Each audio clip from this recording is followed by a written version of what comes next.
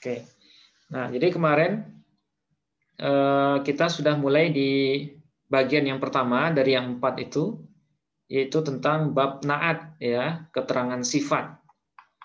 Nah, kemarin apa itu na'at, Bapak Ibu? Na'at adalah kata yang menjadi sifat dari kata benda yang disebutkan sebelumnya. Nah, itu ya. Sederhananya na'at itu adalah keterangan sifat. Nah, keterangan sifat. Nah, kemarin contohnya Muhammadun waladun solihun, ya. Muhammad itu adalah seorang anak yang soleh. Nah, di sini yang menjadi na'at itu adalah kalimat solihun, ya. Nah, kenapa dia jadi na'at? Karena dia memberikan sifat terhadap waladun. Nah, sehingga soleh, nah ini disebut dengan na'at, kemudian kata yang disifatinya disebut dengan man'ut. Nah, itu na'at, man'ut. Nah, bisa juga disebut dengan sifat dengan mausuf. Nah, itu. Nah, kemudian istilah pentingnya seperti yang barusan ada na'at, kemudian ada man'ut. Na'at itu sifat, kalau man'ut itu kata yang disifati. Nah, kemudian kita sudah bahas juga kaidah umumnya bahwa jika man'utnya rofa, maka na'atnya juga harus rofa. Jika man'ut nasab, na'atnya juga harus nasab. Jika man'utnya jer, maka na'atnya juga harus jer. Nah, seperti itu. Jadi antara na'at dengan man'ut itu harus seragam. Ya, harus seragam, harus sama hukumnya gitu ya. Nah, begitu juga dalam hal ma'rifah dan nakirahnya. Nah, itu kaidah umumnya. Nah, kemudian pembahagian na'at. Nah, kemarin mungkin ada yang masih kurang kurang paham dengan pengertiannya. Nah, na'at secara umum ada dua. Ada yang disebut dengan na'at hakiki, kemudian ada yang disebut dengan na'at sababi, ya. Nah, na'at hakiki ini adalah na'at yang paling sering muncul. Nah, sementara kalau na'at sababi, nah ini bisa kalau dalam Quran contohnya sangat sedikit, ya. Sangat sedikit, tapi ada. Nah, dalam Quran ada. Nah, apa bedanya na'at hakiki dengan sababi? Kalau na'at hakiki, na'at yang fa'ilnya berupa dhamir mustatir. Nah, seperti yang saya jelaskan kemarin, bahwa na'at itu dia berfungsi sama dengan fi'il. Ketika fi'il butuh fa'il, maka na'at pun itu juga butuh kepada fa'il. Nah, na'at hakiki, fa'il dari na'at itu berbentuk dhamir mustatir. Yang mana dhamir itu kembali kepada man'utnya. Nah, seperti itu.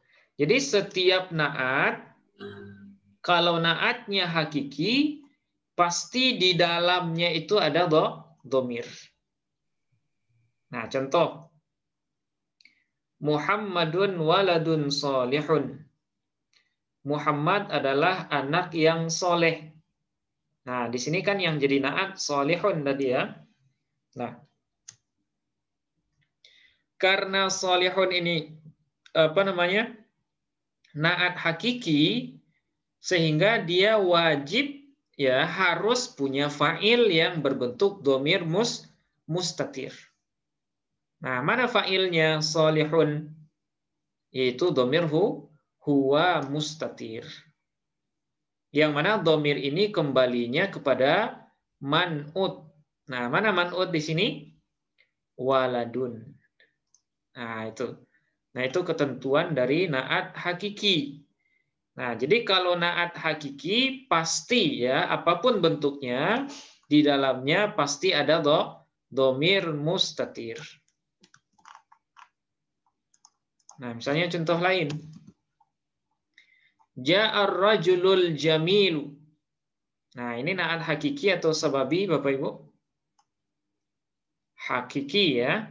Oke. Nah, sekarang apakah nah kalau seandainya ditanyakan al-jamil, mana fa'il dari al-jamil? Ar-rajul. Fa'il dari al-jamil. Kalau dhamir mustatir yang ada di dalamnya. Jadi di dalam jamil al-jamilu itu tersembunyi dhamir huwa. Yang mana huwa itu posisinya sebagai fa'il dari al-jamilu. Nah, seperti itu. Nah, kemana kembalinya dhamir huwa ini? Kembalinya adalah kepada man'ut. Nah, mana man'ut dari al-jamil? Ar-rajulu. Nah, seperti itu. Jadi na'at hakiki ini na'at yang betul-betul na'at dari man'ut. Ya, itu makanya dia disebut dengan hakiki, na'at yang sebenarnya. Na'at yang benar-benar mensifati man'ut. Nah, buktinya di dalam na'at itu ada dhamir yang kembalinya juga kepada man'ut. Nah, seperti itu. Nah, ini na'at hakiki. Nah, sementara kalau na'at sababi, itu na'at yang fa'ilnya berupa isim zohir. Yaitu isim yang selain dhamir. Nah, itu isim zohir namanya. Yang mana setelah isim zohir itu ada dhamir yang kembali kepada man'ut. Nah, itu na'at sababi. Artinya na'at sababi ini setelahnya itu pasti ada isim zohir. Yang mana isim zohir itu berposisi sebagai fa'il. Contoh, Muhammadun waladun solihatun ummuhu. Muhammad adalah seorang anak yang soleh. Nah, siapa yang soleh? Ibunya. Ya, ibunya. Berarti posisi ibu di sini sebagai apa, Ibu? Fa'il. Sebagai fa'il dari solihatun. Ya, karena ummu ini perempuan, maka naatnya juga harus dalam bentuk perempuan. Itu makanya solihatun di sini. Ya, solihatun. Muhammadun waladun solihatun ummuhu. Nah, kenapa dia rofa ummu? Menjadi fa'il. Fa'il dari solihah. Kemudian setelahnya ada hu, domir ya. Kemana kembalinya domir? Hu. Waladun. Nah, kepada waladun. Nah, kepada waladun, kepada man'ut, Ibu ya. Muhammad adalah seorang anak yang soleh ibunya. Nya siapa? Nya walad. Nya walad. Nya anak. Nah, jadi Muhammad boleh nggak Ustaz? Karena hu ini kembali yang paling dekatnya waladun, Bu. Ya, karena hu di sini itu dia diharuskan kembali kepada man'ut. Nah, sementara man'ut dari solihah di sini adalah waladun. Nah, kalau kita analisis dengan PHTA, nah gimana jadinya?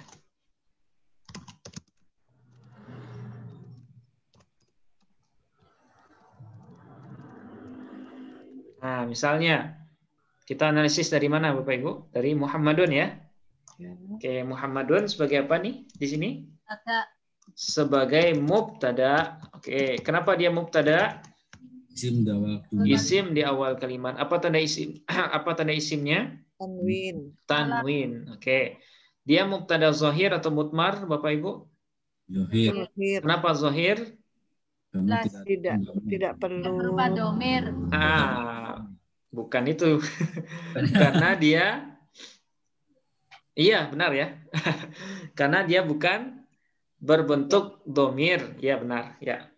Karena dia bukan domir. Nah, kenapa dia disebut zahir, mubtada zahir? Karena dia bukan domir. Ya, benar. Oke, kemudian hukumnya? Rofa. Oke, tanda rofanya? Doma. Dhammah, alasannya kenapa dhammah Bapak Ibu? Mubtada. Karena dia isim mufrad. Nah, gitu ya. Kenapa dhammah tanda rofaknya? Karena dia isim mufrad. Oke, sekarang waladun. Sebagai apa dia waladun? Khobar. Sebagai khobar ya. Kenapa khobar Bapak Ibu? Terletak sesudah mubtada dan menyempurnakan makna dari mubtada. Nah, gitu ya. Oke. Nah, ini khobar apa ini? Khobar mufrad atau ghairu mufrad? Mufrad. Mufrad. Ya. Kenapa mufrad? Bukan jamak. Karena dia bukan itu jawabannya, bukan jamak itu ya. Tapi karena dia bukan jumlah atau syibhul jumlah. Nah, syibhul jumlah. Karena khobar itu kan sudah kita jelaskan ada dua. Ada mufrad, kemudian ada ghairu mufrad. Nah, itu ya. Oke, berarti hukumnya rofa. Tanda rofaknya dhammah. Kenapa dhammah? Karena isim mufrad. Nah, oke. Nah, sekarang sholihatun. Nah, sholihatun sebagai apa dia Bapak Ibu? Naat ya. Nah, karena dia naat berarti waladun ya. Selain dia menjadi khobar juga menjadi man'ut. Nah, jadi man'ut dia. Oke, berarti waladun sholihatun menjadi naat. Naat apa dia? Nah, kita tuliskan saja naat sababi. Oke, terus hukumnya rofa ya. Kenapa rofa? Karena man'utnya juga rofa. Nah, itu makanya dia juga harus rofa. Tanda rofanya dhammah. Oke, alasannya isim mufrad. Oke. Nah, sekarang baru ummu. Ya. Kira-kira ummu kita tulis apa posisinya? Apa tuh tadi isim sababi ya? Sebagai fa'il. Nah, dia fa'il, Pak. Ya. Ummu ini kenapa kita rofakkan? Karena dia fa'il dari sholihatun. Nah, jadi isim fa'il ini, sholihah ini kan isim fa'il ya. Isim fa'il yang berposisi sebagai naat, dia butuh kepada fa'il sama dia sehingga amalannya sama dengan amalan fi'il. Nah, jadi ummu di sini adalah fa'il. Nah, hukumnya sama juga, hukumnya rofa. Tanda rofanya dhammah semua ini. Ya, dhammah. Oke, terus kenapa dhammah? Karena dia im ya, isim mufrad. Oke, sama semua. Nah, sekarang hu sebagai apa dia, Bu? Hu sebagai mudhafun ilaih. Berarti ummu selain dia sebagai fa'il juga sebagai mudhaf ya. Dia sebagai mudhaf. Nah, sementara hu-nya sebagai mudhafun ilaih. Fi mahalli jarrin ya. Fi mahalli jarrin ya. Dia mudhafun ilaih. Dia mabni ya. Nah, hukumnya mabni. Tanda mabninya dhammah. Nah, dia mabni dhammah. Oke, mabni dhammah. Alasannya karena dia dhamir rofa nasab atau jer? Dhamir jer. Ya. Muttasil atau munfasil? Muttasil, baris atau mustatir? Baris. Nah, DJMB ya. Dhamir jer muttasil baris. Disebut dhamir jer karena dia mudhafun ilaih. Disebut muttasil karena dia bersambung. Disebut baris karena dia tertulis. Nah, terlihat. Oke. Saya kasih contoh satu lagi supaya lebih paham ya. Dalam Quran itu ada ayat yang bunyinya seperti ini.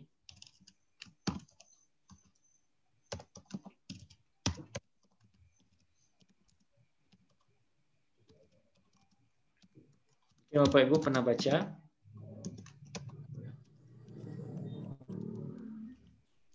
Akhrijna min hadhil qaryati dhalim. Akhrijna apa Ustaz? Ya, akhrijna. Kurang titik. Oke. Ya.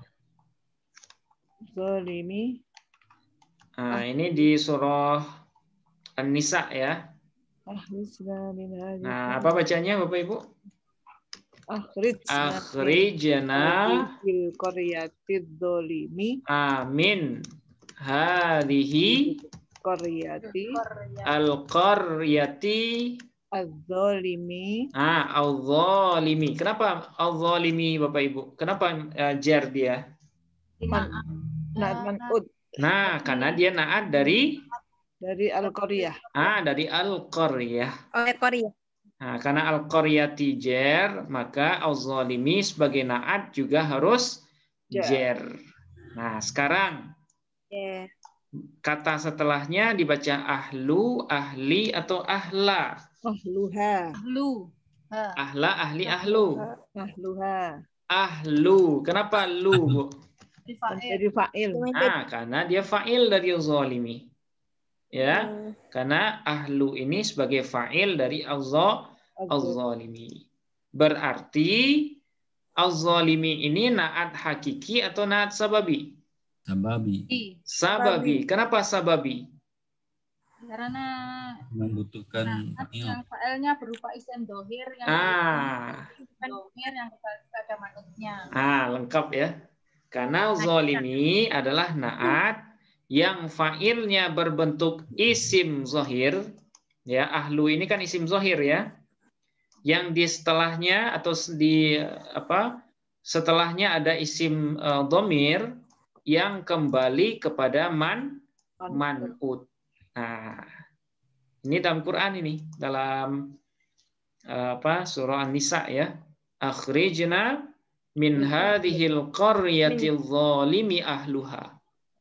Keluarkanlah kami dari kampung ini yang zalim penduduknya. Oke, jadi al-zalimi sebagai naat. Nah, di sini kenapa qaryati dengan zalimi tidak mutabaqah? Qaryati muannats, sementara al-zalimi mudzakkar. Apakah boleh seperti ini? Boleh ya, boleh, tapi dalam naat sababi. Adapun pada naat hakiki, nah ini tidak boleh. Dia harus mutabaqah. Kalau man'udnya muannas, maka naatnya juga harus muannas. Nah, seperti itu. Kira-kira paham bedanya Bapak Ibu antara naat sababi dengan hakiki? Insyaallah. Paham ya, Bu ya? Kalau naat hakiki dia fa'ilnya dhamir mustatir. Kalau naat sababi fa'ilnya isim zohir. Nah, seperti itu. Yang mempunyai dhamir yang kembali kepada man'ud. Ya. Nah, seperti itu. Nah, kemudian kemarin sudah kita bahas juga syarat dari naat hakiki. Nah, syaratnya kemarin ada berapa, Bapak Ibu? Ada dua ya. Yang pertama, dia harus berbentuk isim wasaf. Nah, itu harus wasaf. Apa itu wasaf? Setiap isim yang mengandung makna sifat. Nah, isim yang mengandung makna sifat. Nah, isim wasaf itu dibagi lagi menjadi 5 ya.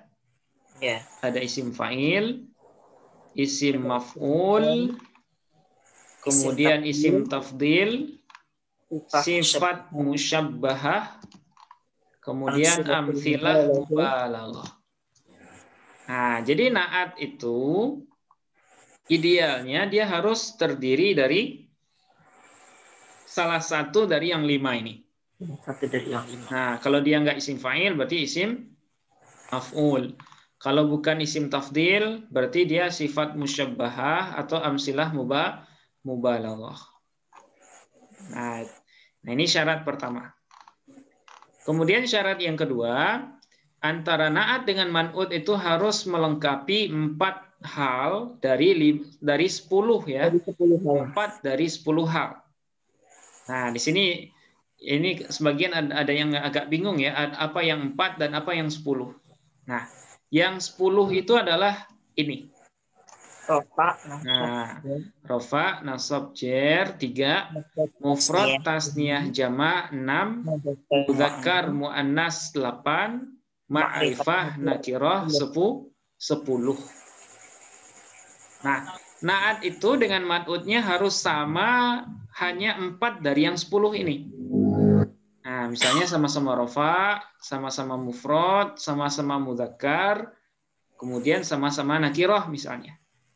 Nah, pokoknya dia harus sama dalam 4 dari 10 hal ini. Nah, itu na'atnya. Nah, itu syaratnya. Nah, misalnya Muhammadun waladun solihun. Oke, kita uji kemarin ya. Waladun dengan solihun. Oke, dia harus melengkapi 4 dari 10. Nah, pertama, waladun. Ya, rofa, nasab atau khafat. Rofa kemarin ya, solihun.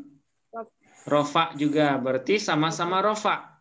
Nah, itu namanya 1:3. Kemudian waladun, mufrad, tasniyah, jama'. Mufrad, solihun, mufrad. Berarti sama-sama mufrad. Nah, itu sama. Nah, itu artinya 1:3. Kemudian waladun, mudzakkar atau muannas, Bapak Ibu? Mudzakkar, solihun, mudzakkar juga. Berarti sama-sama mudzakkar ya, 1:2. Oke, terakhir ma'rifah, nakirah. Waladun, ma'rifah atau nakirah? Nakirah. Kenapa nakirah? Nah, karena dia tidak termasuk kepada salah satu dari 6 jenis dari isim ma'rifah. Nah, itu makanya dia disebut nakirah. Kemudian solihun, ini juga nakirah. Nah, berarti sudah sama-sama nakirah. Nah, ini artinya 1:2. Nah, kalau kita jumlahkan, hasilnya adalah 4:10. Nah, kalau sudah pas seperti ini, maka barulah dia disebut dengan na'at man'ut. Tapi kalau kurang salah satunya, nah itu nggak bisa disebut na'at man'ut. Contoh ya.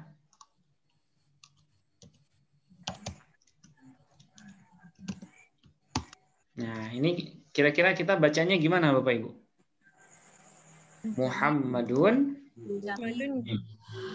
Muhammadun jamilun. Oke. Kira-kira ini susunannya mubtada khobar atau na'at man'ut? Mubtada khobar. Kenapa nggak bisa jadi na'at man'ut, Bapak Ibu? Jamilunnya nakirah, muhafatnya ma'rifat. Nah, syarat 4 dari 10-nya tidak terpenuhi. Nah, coba kita singgung yang 4 dari 10-nya. Seperti Yusuf Mansur gitu ya. Nah, ya sama kayak yang kemarin ya Pak ya. Yusuf harusnya Yusuf Al-Mansur itu, bukan Yusuf Mansur. Nah, oke. Muhammadun, rofa, nasab atau khafat? Rofa, jamilun, rofa. Berarti 1:3. Kemudian Muhammadun, mufrad, tasniyah, jama'. Mufrad, jamilun, mufrad. Berarti 1:3. Nah, sampai di sini benar ya. Oke, terus Muhammadun, mudzakkar atau muannas?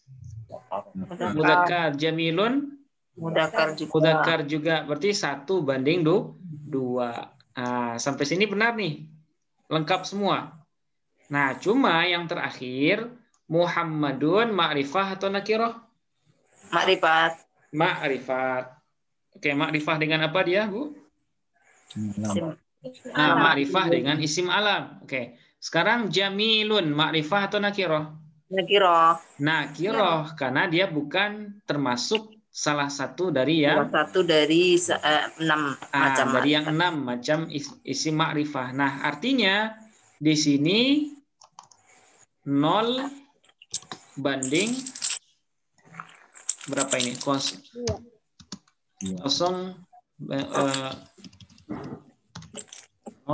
banding 2. Totalnya berapa? 3 banding 10 ya. Harusnya 4 banding 10. Nah, artinya kurang syarat.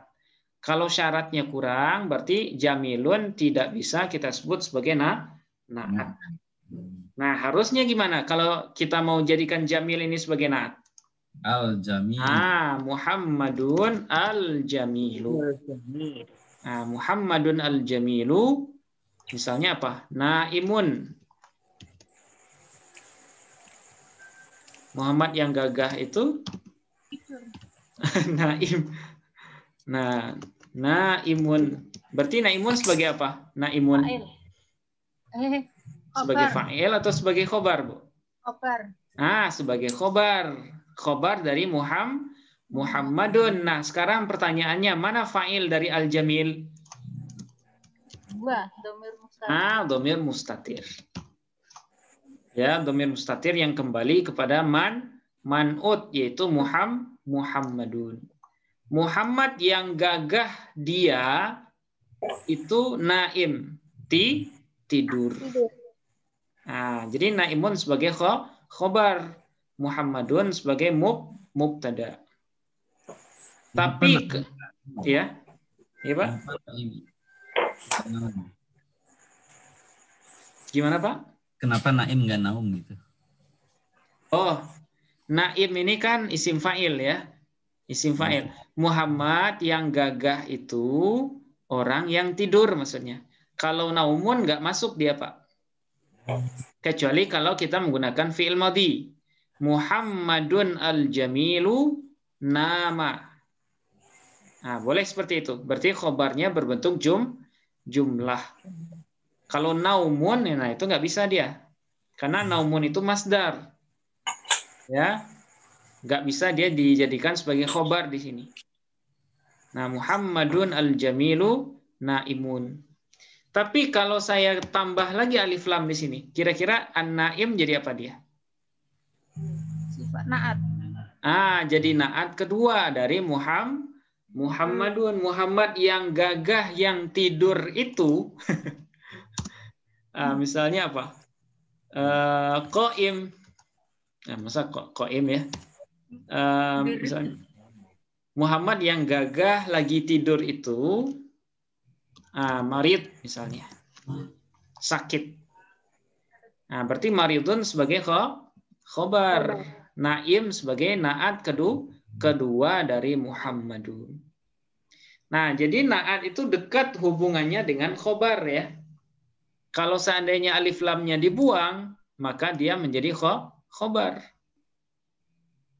Ya kan? Coba hilangkan Muhammadun alif lam dari al-jamil. Berarti al-jamil menjadi khobar.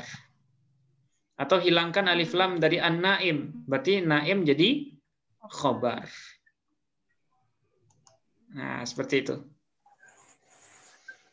Oke, mudah-mudahan bisa dipahami ya Bapak Ibu.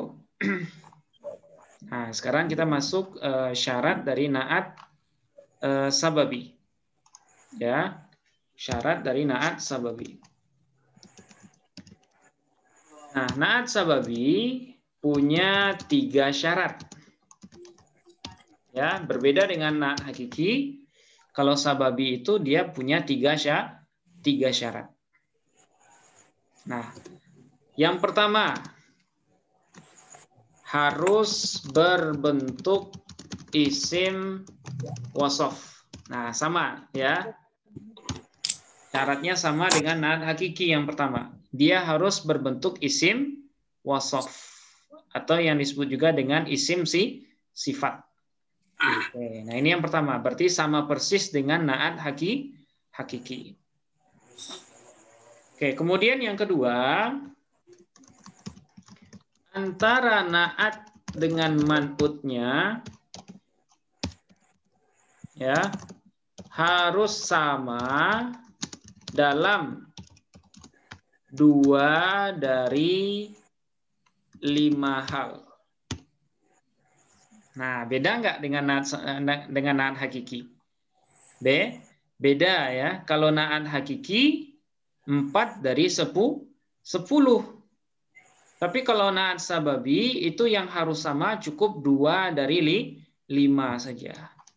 Nah, sekarang pertanyaannya, apa yang 5? Yang 5 itu yang pertama rofa, ya, rofa, nasab, khafat. Oke. Terus yang kedua ma'rifah. Nah, ma'rifah nakirah. Nah, cukup dia sama dalam 5 hal ini. Ya. Nah, 2 saja apa? Harus 2 saja. Rofa, nasab, khafat, kemudian ma'rifah nakirah. Nah, contoh misalnya akhrijna. Nah, kita turunkan ini ya.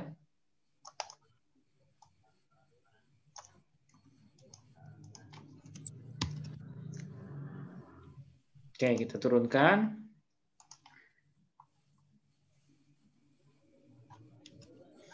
Akhrijna min hadhil qaryati zalimi ahluha. Oke. Tadi di kalimat ini ada naat, Bapak Ibu? Ada ya? Apa naatnya? Zalimi. Oke. Nah, sekarang mana man'ut dari zalimi? Qaryati. Nah, sekarang kita uji ya.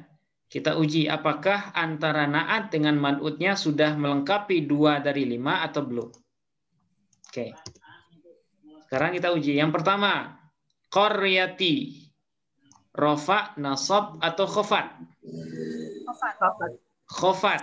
Ya, khafat dia. Nah, kemudian al-zalimi. Rofa, nasab, atau khafat? Juga. Khafat juga. Berarti sudah sama-sama khafat. Ya kan? Berarti ini namanya berapa, Bu? 1 banding 3.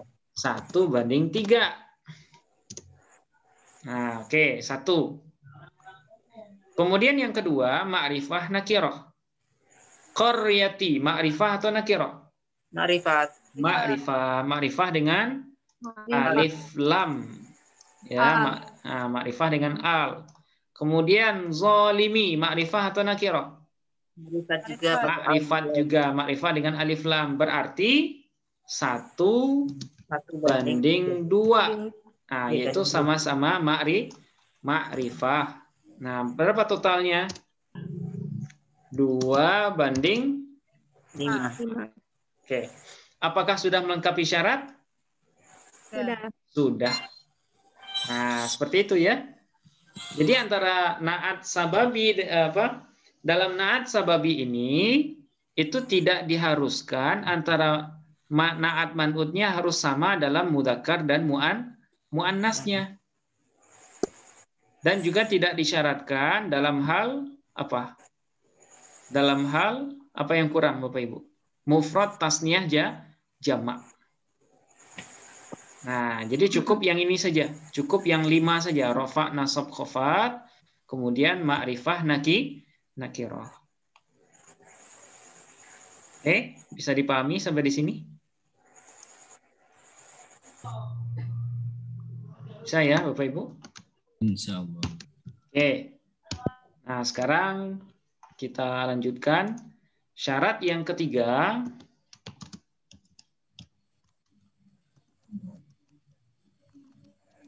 Ya, syarat yang ketiga. Antara naat dengan fa'ilnya.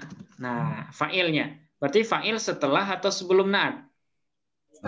Setelah. Oke. Antara naat dengan fa'ilnya harus sama dalam 2 dari 5 hal yang tersisa. Nah, seperti itu syaratnya. Nah, apa yang sisa, Bapak Ibu? Zakar muannats. Nah, yang pertama mufrad, tasniyah, jamak.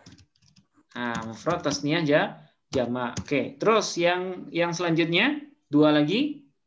Zakar muannas. Nah, mudzakkar muannas.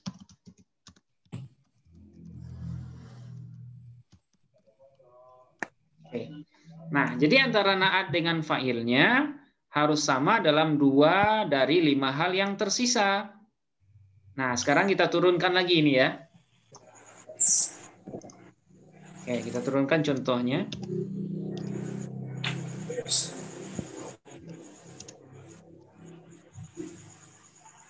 Oke, mana yang jadi syahid kita, yang jadi objek dari syarat yang ketiga?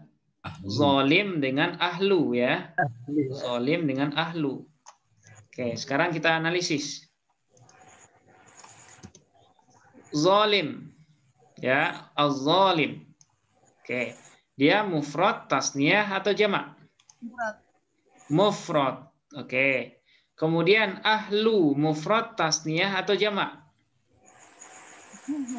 Mufrad juga, berarti sama-sama mufrad, ya kan? Kalau sama-sama mufrad berarti 1:3. Oke, 1:3. Nah, kemudian mudzakkar muannas. Zalim mudzakkar atau muannas? Bapak Ibu? Mudzakkar. Mudzakkar. Kemudian ahlu mudzakkar atau muannas? Zakar. Mudzakkar juga berarti 1:2. Nah, berapa totalnya? 2:5. 2:5.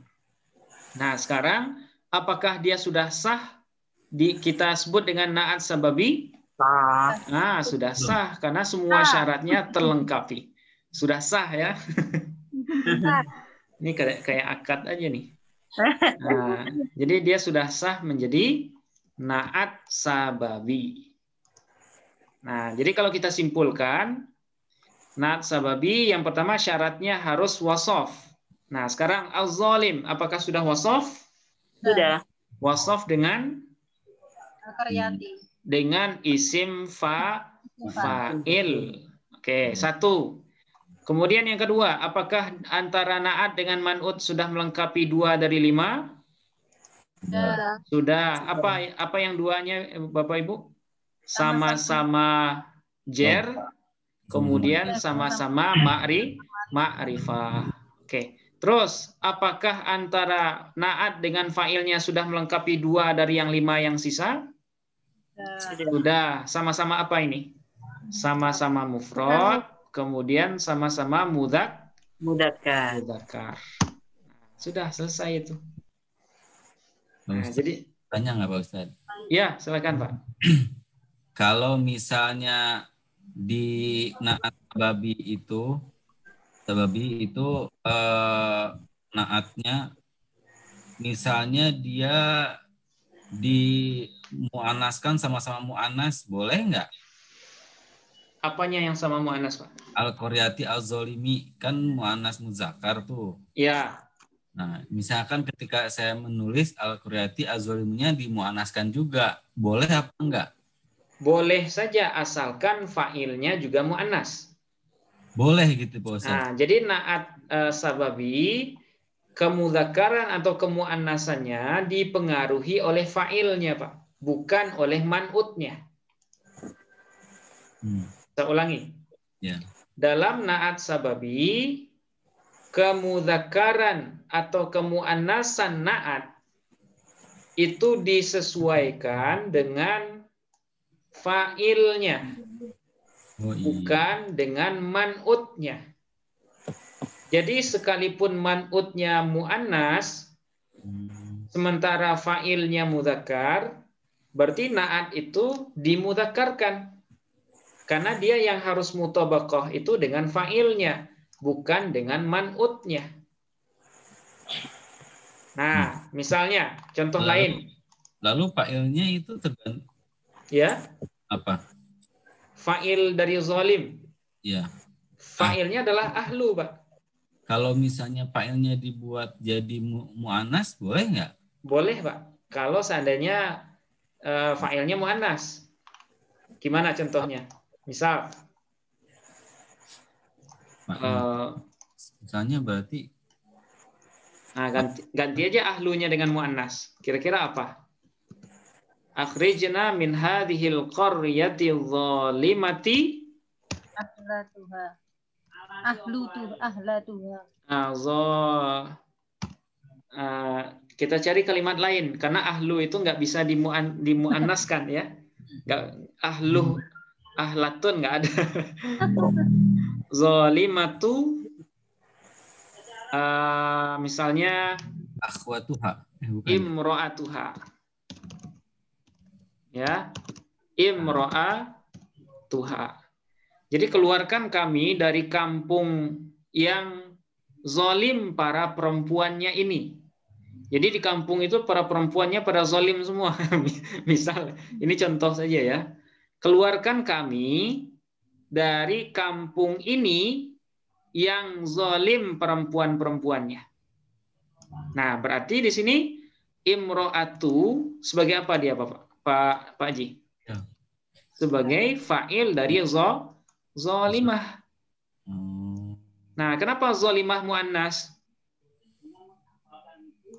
Karena imro'atun. Karena fa'ilnya muannas. Muannas. Nah, seperti itu. Nah, ini juga berlaku kalau misalnya bisa nggak man'utnya mudzakkar, ya, sementara na'atnya muannas. Ya, boleh. Atau kebalikan ya, kebalikan misalnya. Ja'a misalnya ja'at Fatimah. Nah, tadi kan sudah ya. Gak apa kita contohkan ulang. Ja'at Fatimah. Misalnya al-jamilu abuha. Nah, telah datang si Fatimah yang gagah bapaknya. Ya. Nah, pertanyaannya, kenapa al-jamil di sini mudzakkar, bukan muannas? Bukan al-jamilatu. Karena abu itu muzakkar. Karena fa'ilnya yaitu lafaz abu dalam bentuk mudzakkar. Nah, benar, Pak. Ya. Karena fa'ilnya berbentuk mudzakkar. Tapi kalau seandainya gini, ja'a Muhammadun al-jamilatu ummuhu. Nah, gitu dia. Telah datang si Muhammad yang cantik ibunya. Nah, domir ini, domir yang sesudah fa'il itu harus sama dengan man'ut. Ya, dengan man'ut. Kalau man'utnya mu'annas, berarti domirnya juga harus mu'annas. Kalau man'utnya mudzakkar, berarti man'utnya domirnya juga harus mudzakkar. Lalu kalau misalnya ini Pak Ustadz, ya, silakan. Ma'rifat sama nakirah. Ya. Misalnya ma'rifat sama nakirah secara konteks sama aja kan? Menurut Pak Ustadz, hanya misalnya Muhammad itu bisa ma'rifat, bisa nakirah gitu ya. Artinya Muhammad yang sudah kita ketahui bersama berarti ma'rifat kan gitu. Ya. Muhammad yang bebas, Muhammad mana saja, berarti dia nakirah kan gitu Pak Ustadz ya. Nakirah secara makna, ya. Secara makna. Nah, di atas ada contoh Muhammad yang ibunya cantik, Soleh yang ibunya cantik. Nah, ini Pak Ustadz. Ya. Muhammad anak Soleh, anak yang ibunya Soleh gitu ya.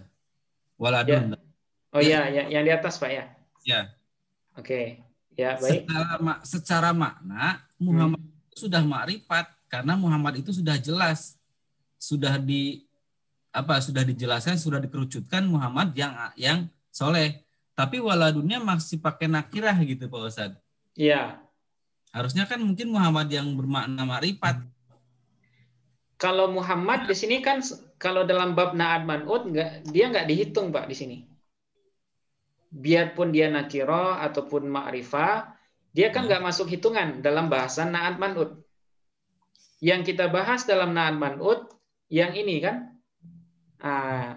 waladun solihatun ummuhu.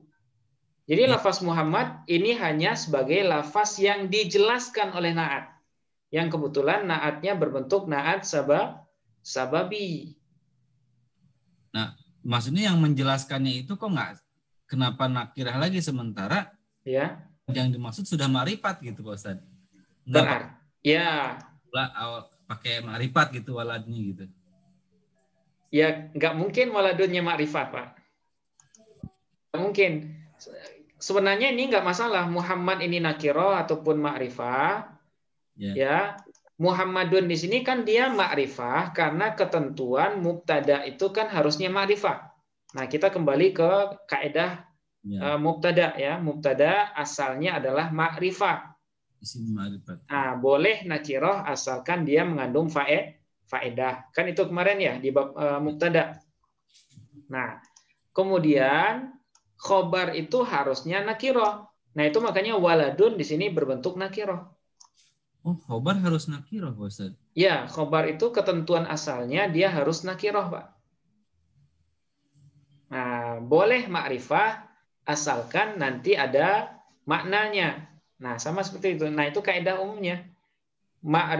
Mubtada itu harus ma'rifah, sementara khobar itu harus nakiroh, harusnya.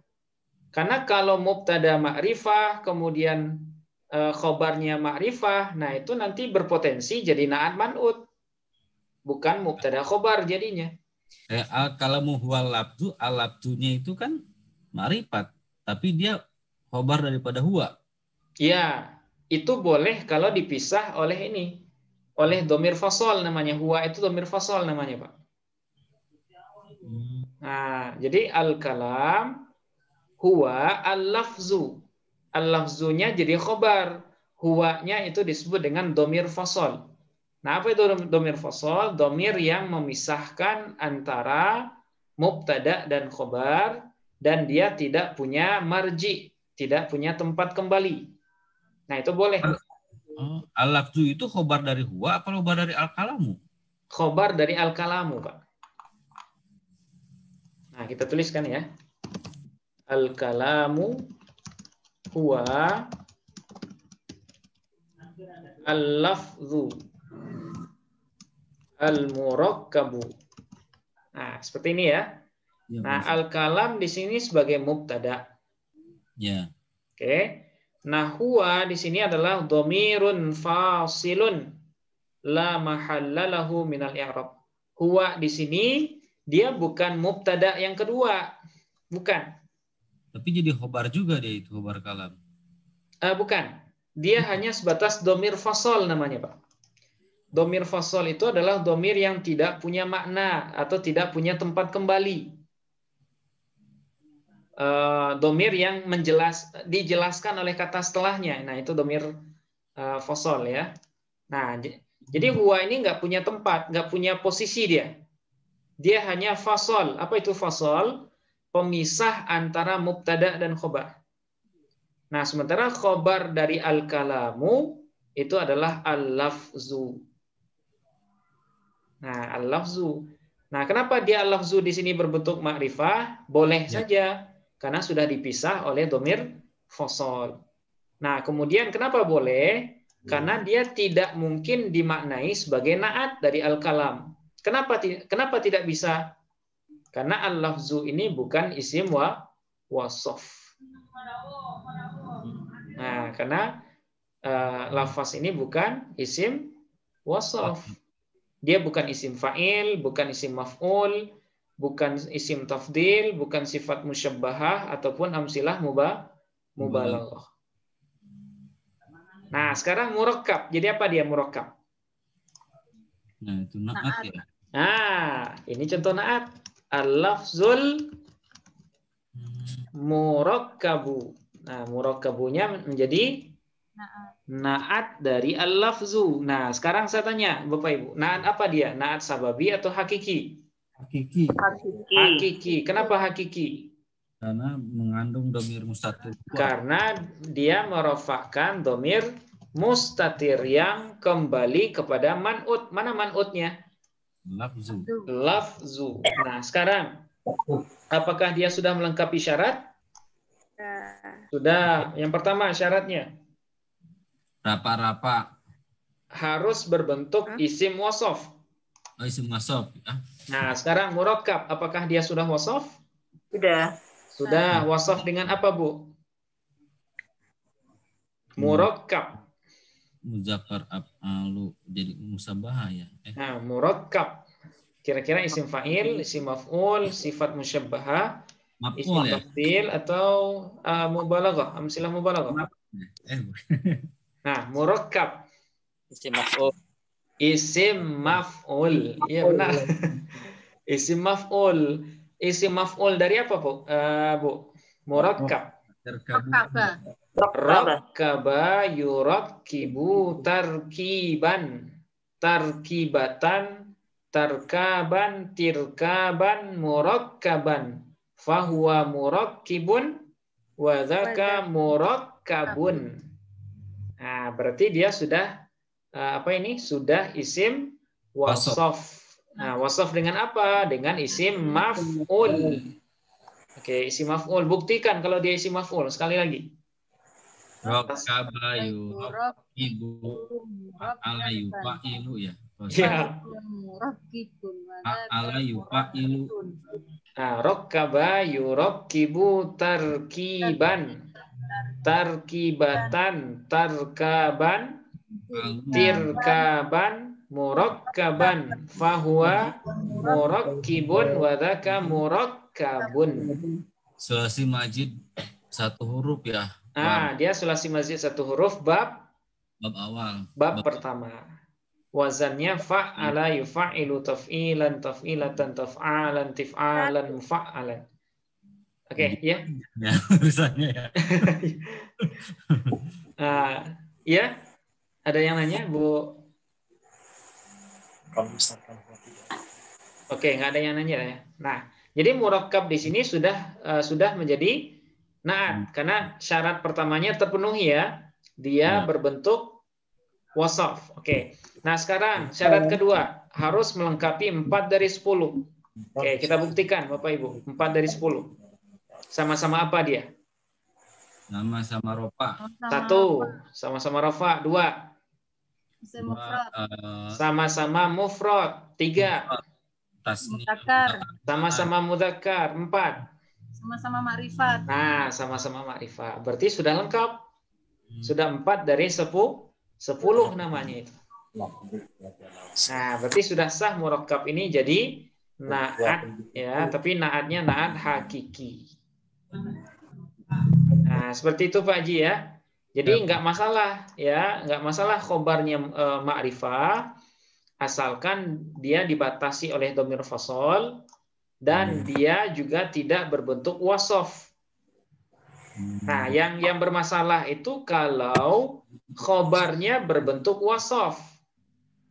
Kemudian ma'rifah pula. Nah, itu nggak bakalan bisa sebagai khobar dia. Jatuhnya nanti sebagai naat.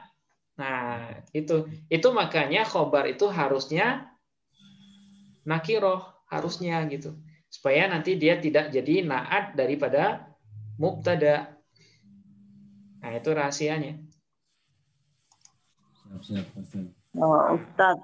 Ya, silakan Bu. Itu huwa kayak seperti nggak ada manfaatnya ya Ustaz, kok nggak langsung al-kalamu lafdun murakkabun gitu aja. Ini hanya variasi apa namanya ya. Ini biasanya sering ada juga di apa namanya di susunan kalam ya. Definisi gitu ya. Ya, dalam definisi khususnya. Al-kalam huwa al-lafzu, al-insan huwa al-hayawanun natiqu misalnya. Nah, huwa itu namanya dhamir fasal. Nah, dhamir fasal itu hanya sebatas tambahan saja. Dia nggak ada fungsinya sebenarnya. Dia ada tapi fungsinya dianggap nggak penting gitu. Kalaupun dia dibuang nggak masalah di sini. Nggak masalah. Nah, khobarnya berbentuk ma'rifah boleh. Kenapa boleh? Karena dia bukan wasaf ya. Karena dia tidak berbentuk wasaf. Lafzu ini kan cuma masdar ya, bukan isim wasaf. Ustaz tanya Ustaz. Ya, silakan Pak. Pak Bauludin ya. Ya, Oh, ketika ya. saya Oke, silakan Pak. Halo? Ya, halo Ustaz. Ya, silakan Pak. Waktu dulu saya masih pesantren Ustaz, Ya, itu guru-guru saya kalau memaknai huwa itu di situ menjadi dua tuh statusnya, jadi khobar dan mubtada. nah gimana Pak?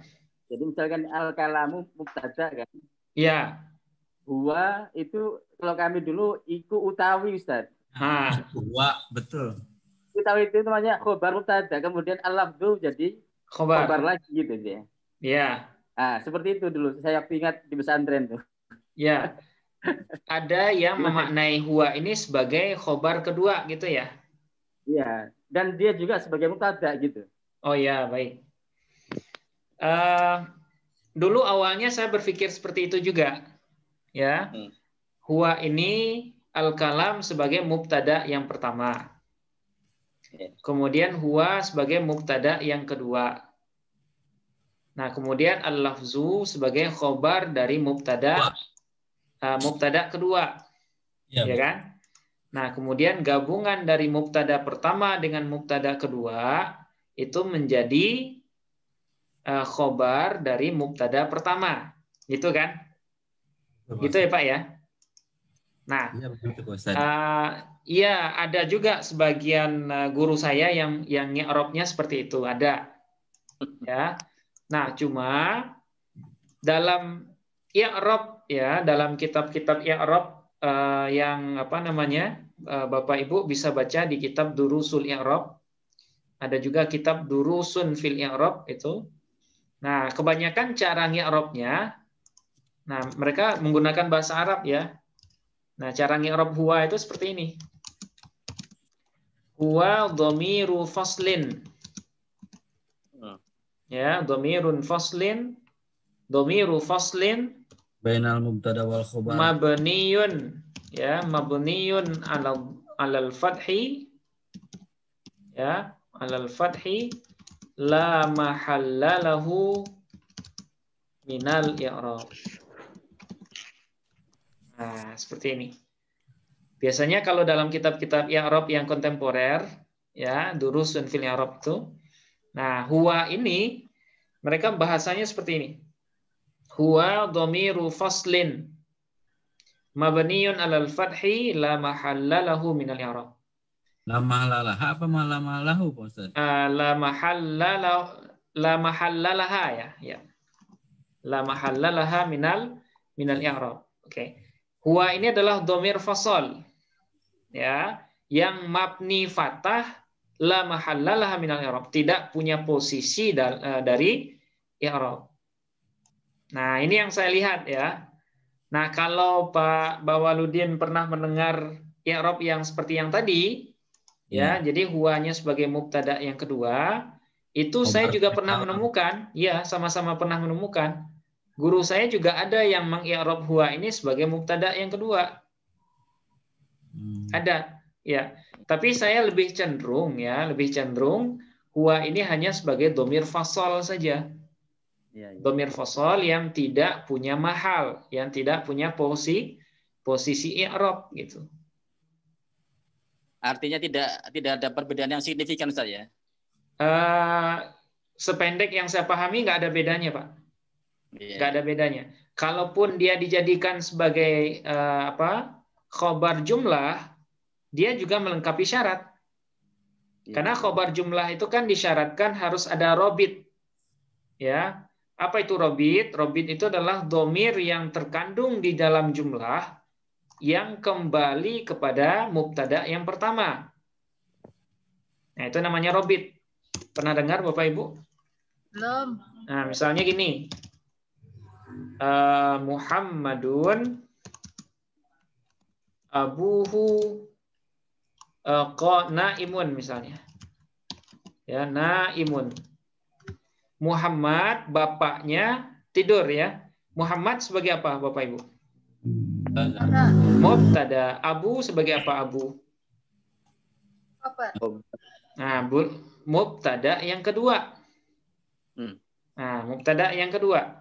Kemudian naimun khobar dari mubtada yang kedua. Nah, sekarang hu ini sebagai apa ini hu? Domir.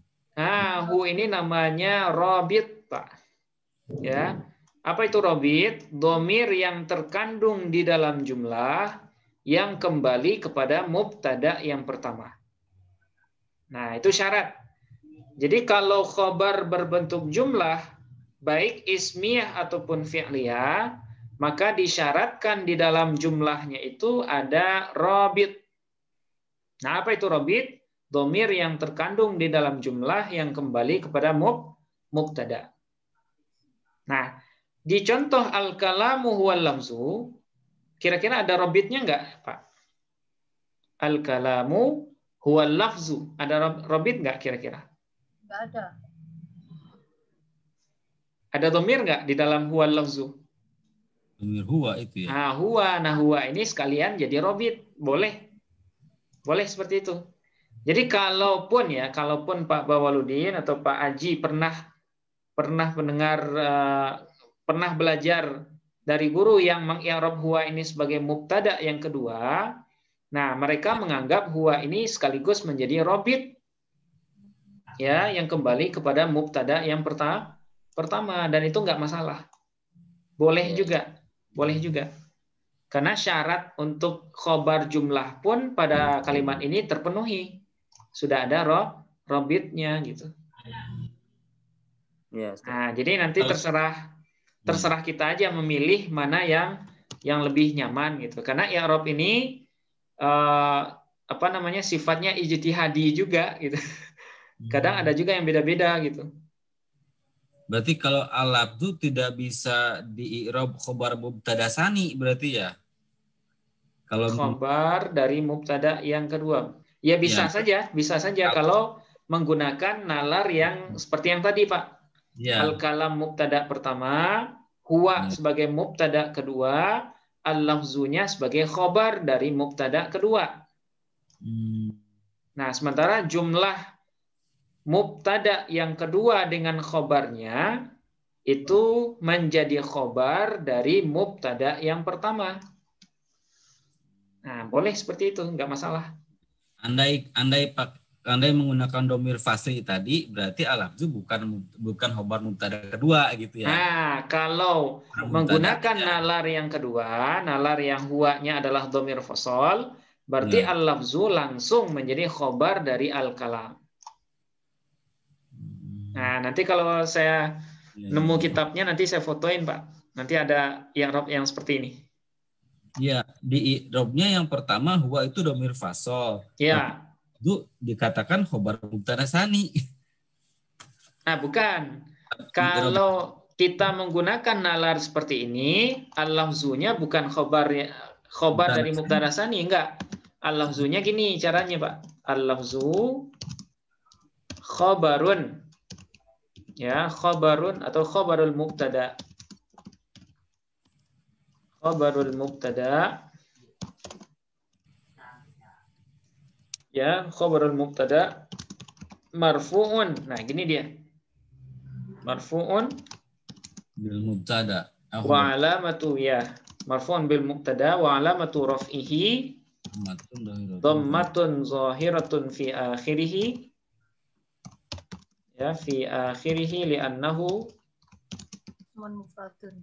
Li'annahu ismul mufradi. Nah, gini dia. Jadi lafzu ini khobar dari al-kalamu kalau kita menggunakan huwa sebagai domir fasol.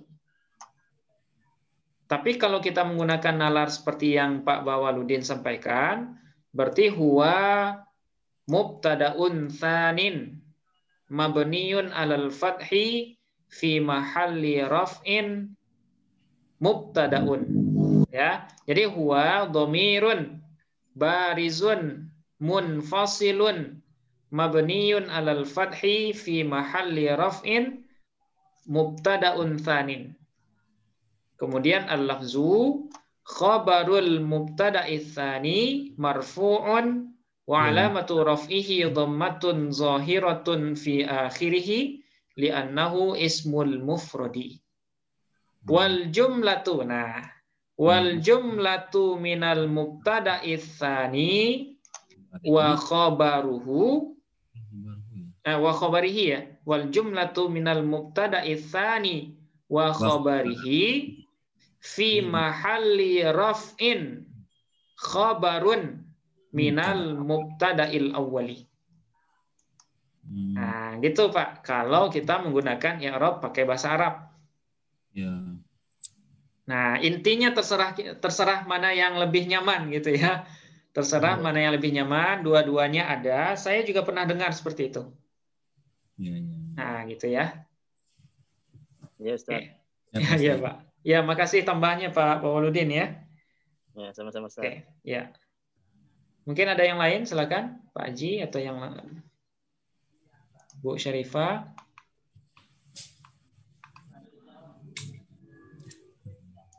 Kira-kira bisa dipahami ini naat sababi. Naat sababi ini jarang contohnya ya. Jadi contohnya kalau di Quran sangat jarang. Iya. Itu makanya kita juga memahaminya juga agak ini ya. Karena jarang-jarang orang ngomong seperti ini. Misalnya Muhammad anak yang soleh ibunya. Maksudnya gimana itu? Muhammad adalah anak yang ibunya soleh. Kan bisa aja seperti itu ya. Iya. Muhammadun waladun ummuhu solihatun. Kan bisa seperti itu. Tapi kenapa kok dibalik? Nah, kalau dibalik berarti dia susunan naat sababi. Tapi kalau dibalik susunan apa dia kira-kira? Muhammadun waladun ummuhu solihatun. Bisa nggak seperti ini Bapak Ibu? Bisa juga ya Pak. Bisa juga. Muhammad sebagai mubtada pertama, mubtada, waladun sebagai khobar, kemudian ummu sebagai apa? Fa'il. Nah, bukan fa'il dia, Bu. Dia sebagai mubtada. Nah, mubtada lagi dia. Ummu sebagai mubtada, solihatun sebagai khobar dari ummu. Nah, jumlah dari mubtada dan khobar ini dia sebagai naat dari waladun. Nah, jadi yang menjadi naatnya adalah jumlah ismiyah. Gitu dia. Karena jumlah yang terletak sesudah nakirah itu posisinya juga menjadi naat. Pernah dengar Bapak Ibu? Naat juga bisa berbentuk jumlah gitu kan? Nah, naat bisa juga berbentuk jumlah asalkan dia terletak sesudah isim nakirah. Nah, itu yang perlu. Itu naat jumlah, Pak. Jadi naat itu ada yang mufrad, ada yang jumlah. Nah, ini naat yang jumlah. Nah, saya kasih catatan ya di sini. Jumlah yang terletak setelah isim nakirah ya berposisi sebagai naat. Nah, sebagai naat dia. Nah, berarti yang naatnya bukan kalimat ya, tapi jumlah yang terletak sesudahnya.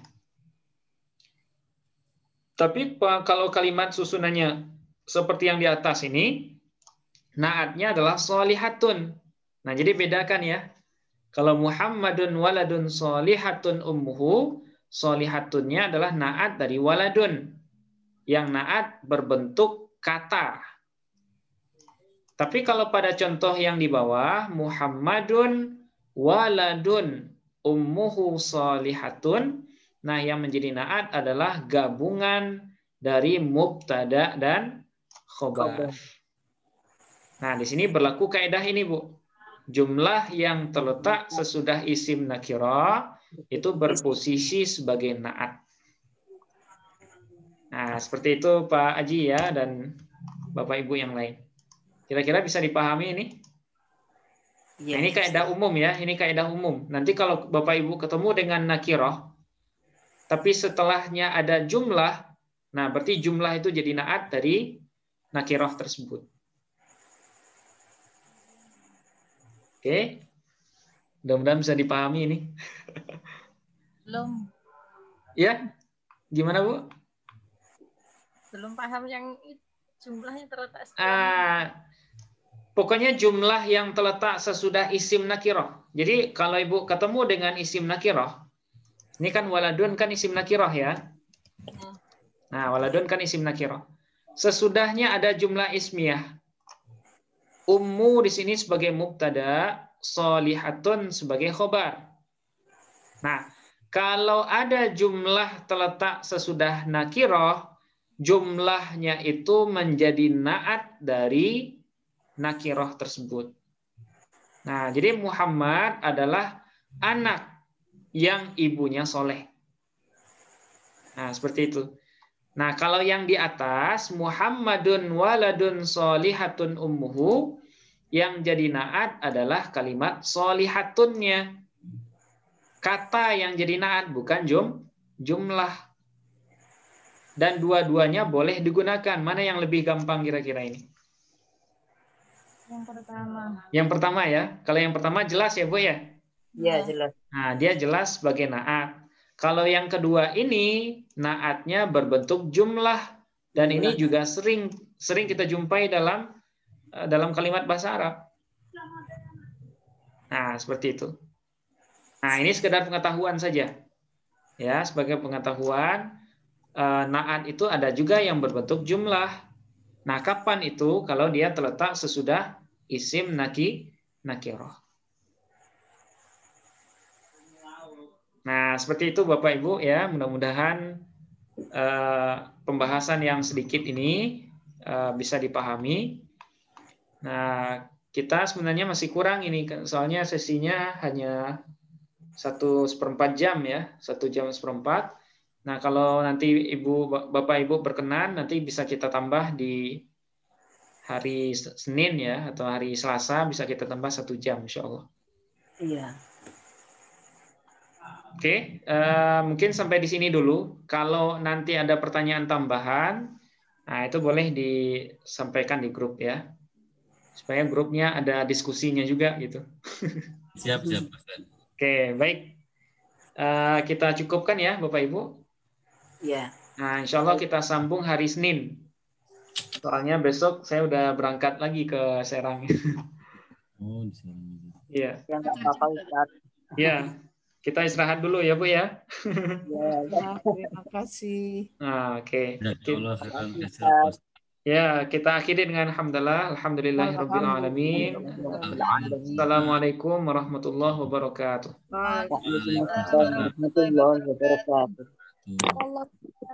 Ya, sama-sama Bu. Oke, kita tutup Bapak Ibu.